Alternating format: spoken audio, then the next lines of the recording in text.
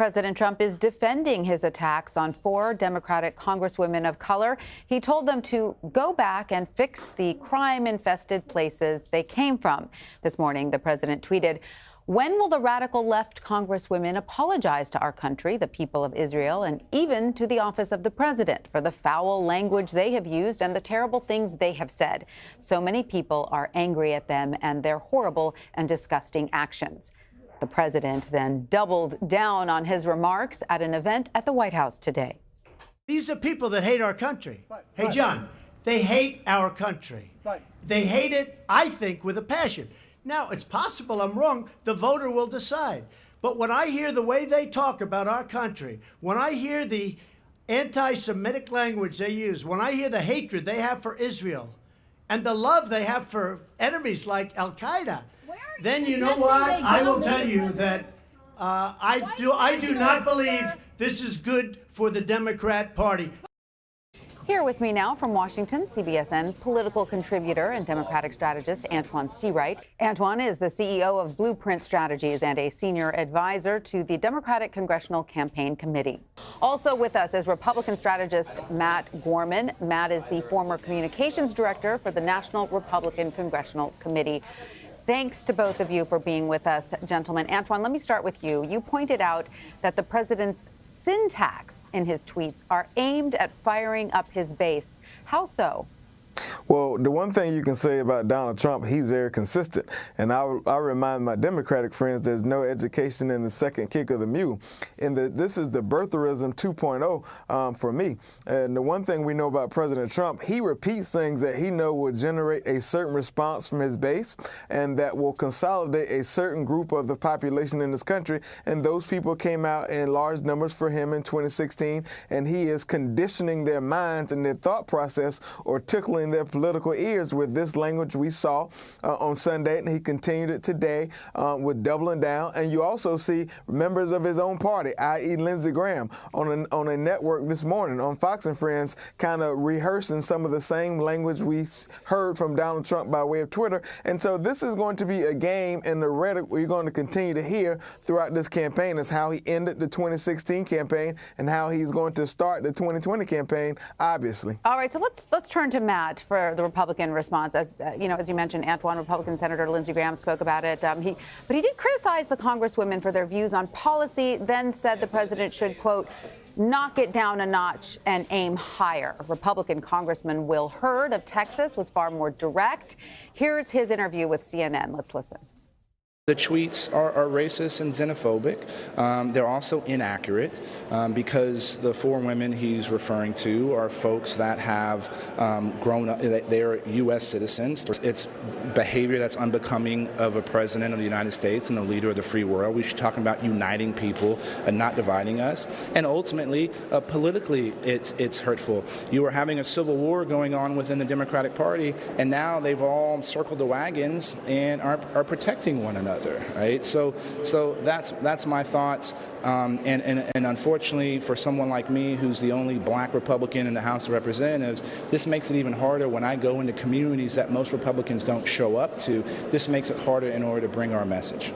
So, Matt, do more members then of the Republican Party need to be more aggressive in condemning what the president said, or do more of them need to say something about this?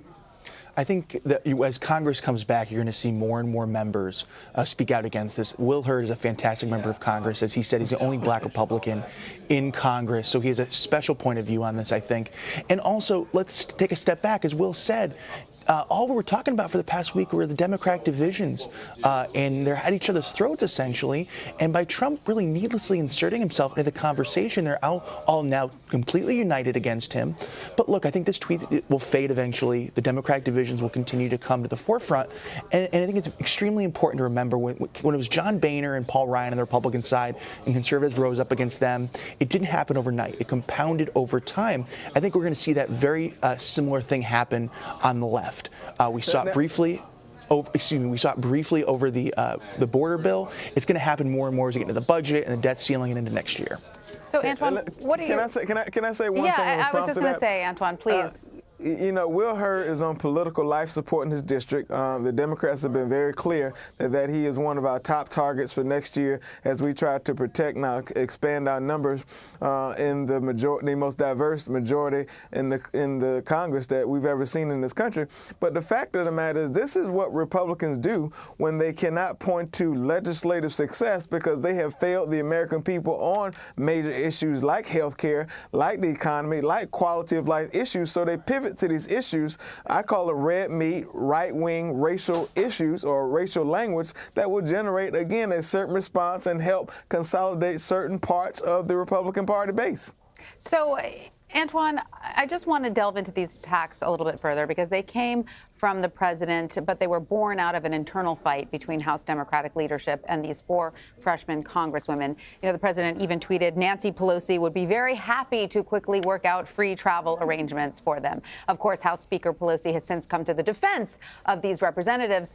But does this added attention to their disagreements complicate matters further for Democrats, or are they circling the wagons and becoming more united as a result? Well, I think that if there's anything that will unite House Democrats, is the rhetoric, the tone, and the idea of Donald Trump serving 4 more years as the leader of the free world. And the fact of the matter is, Democrats understand that this is bigger than one individual. This is bigger than this particular Congress. This will be a generational election. And the big number for Democrats is 218 plus. And I think you see a real laser focus from Pelosi, Clyburn, Hoyer, and other members of the Congress on the Democratic side to say, you know what, the big picture is we are the firewall. We are what the American people need from an accountability standpoint. And so I think that our differences that we may have are far less greater than our differences with the other side. All right. Now, this is, of course, hardly the first time the president has been accused of making racially charged statements, and yet his overall approval rating reached the highest point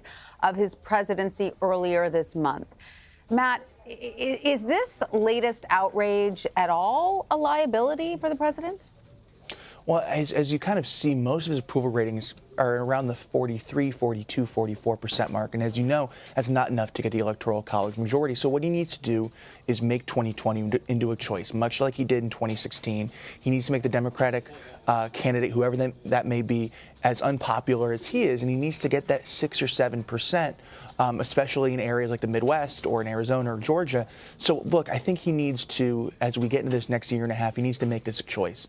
And look, when it comes to the tweets, it's not helpful to really take away attention from the Democratic divisions, and also not helpful take away attention from the economy. Look, if the economy is going to be one of those issues that those 6 or 7 or 8% of swing voters can vote on, but we need to keep a laser focus on that. And that's, I think, a silver bullet in many ways for not just President Trump, but for Republicans across the country. But, Matt, is it also not helpful because it seems to speak to a whole swath of the country and tell them your vote is not welcome here?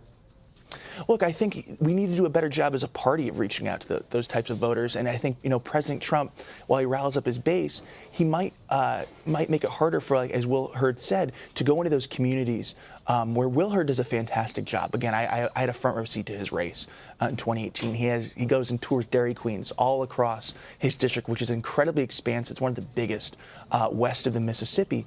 And, you know, what we need to protect folks like him and Brian Fitzpatrick, who's a member of Congress in the Pennsylvania suburbs, but also grow our majorities, make sure we're reaching out not just African-American voters or Latino voters, but women that really deserted us in big numbers in 2018.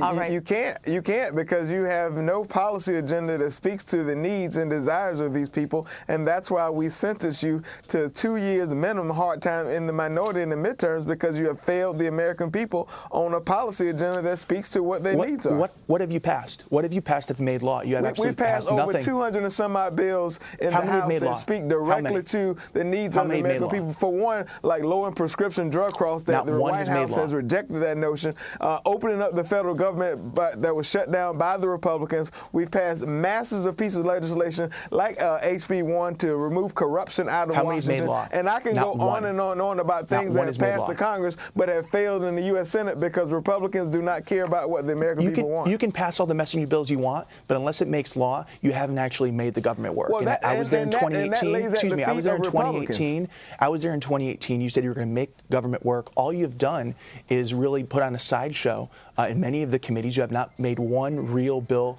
law. And so, look, I think they're going to be judging your results, and we'll see where the chips land. Antjuan and Matt, I would love to continue this conversation, and I promise we will at a later point, but we've run out of time. Thank you so much, Antjuan Seawright and Matt Gorman. We really appreciate your time. Thank you. Thank you.